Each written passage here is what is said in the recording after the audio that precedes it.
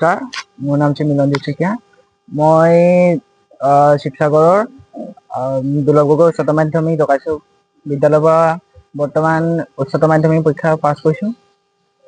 হয়, তুমি আমাৰ ছাৰ বাইদেউহঁতেও সকলো প্ৰকাৰে সহায় কৰিছে। ঘৰত মা দেউতা আৰু মই এনাই ঘৰত থাকোঁ। মাহীয়েও বহুত সহায় কৰিছে, বা আছে মোৰ। তুমি কি পঢ়ি এতিয়া BA পঢ়িম। কোন বিভাগত পঢ়িম বুলি মেডিকেল বিভাগতে পঢ়িম। ভৱিষ্যত মানে এনেকে নাই আৰু তথাপিতো SI ঠিক আছে, আৰক্ষী বিভাগত। ঠিক আছে। প্ৰথমতে মই স্কুলৰ ছাৰ বাইদেউসকলক ধন্যবাদ জনাম।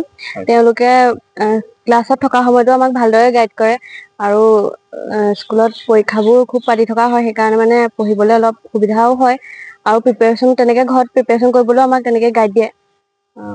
তেনেকে আৰু তেনেকে মোৰ হেৰি নাই, মই মানে যেতিয়া টাইম পাওঁ তেতিয়া পঢ়ো আৰু।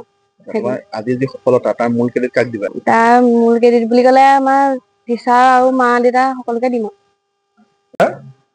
আমাৰ বিদ্যালয়খন জকাইচু মৌজাত অন্তৰ্গত এখন মানে গ্ৰাম্য অঞ্চলৰ বিদ্যালয়। আমাৰ এই বিদ্যালয়ত সকলো ছাত্ৰ ছাত্ৰী খেতিয়কৰ ঘৰৰ ল'ৰা ছোৱালী পঢ়ি আহিছে আৰু এই বিদ্যালয় আমাৰ ধাৰাবাহিক আজি 13 বছৰ 100% উত্তীৰ্ণৰে আমাৰ এই বিদ্যালয় সুনাম কঢ়িয়াই আনিছে। আৰু এই বছৰ আমাৰ 100% হৈছে 178 ষ্টুডেণ্টৰ ভিতৰত 151 ষ্টুডেণ্টে ফাৰ্ষ্ট ডিভিজন পাইছে আৰু 27 ছেকেণ্ড ডিভিজন পাইছে। থাৰ্ড ডিভিজন ষ্টুডেণ্ট নাই আমাৰ বিদ্যালয়ত। আৰু আমাৰ বিদ্যালয়ৰ সকলো শিক্ষক শিক্ষয়িত্ৰীয়ে ছাত্ৰ ছাত্ৰীসকলৰ কাৰণে যথেষ্ট কষ্ট কৰে ৰিজাল্টটো ভাল হ'বৰ কাৰণে। আৰু আমি বিদ্যালয়ত ঘনাই পৰীক্ষা পাতোঁ ছাত্ৰ ছাত্ৰীসকল পৰীক্ষাত প্ৰিপেয়াৰ হ'বৰ কাৰণে। সেইকাৰণে আমাৰ বিদ্যালয়ে ধাৰাবাহিকভাৱে এই ৰিজাল্টটো আমি পাই আহিছোঁ। চৰকাৰী মাতৃভাষা মাধ্যমৰ বিদ্যালয় হিচাপে আচলতে সফলতাৰ চাবিকাঠিটো হ'ল আমাৰ বিদ্যালয়ৰ শিক্ষকসকলে খুব যথেষ্ট কষ্ট কৰে ছাত্ৰ ছাত্ৰীসকলৰ কাৰণে।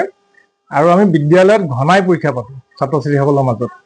আৰু এই পৰীক্ষা পাতি থকাৰ কাৰণে তেওঁলোকৰ এটা পৰীক্ষাৰ প্ৰতি যিটো ভয় ভাৱ, সেই ভয় ভাৱটো নাইকিয়া হয় আৰু সেইকাৰণে পৰীক্ষাত সফলতাৰে তেওঁলোক উত্তীৰ্ণ হ'ব পাৰে।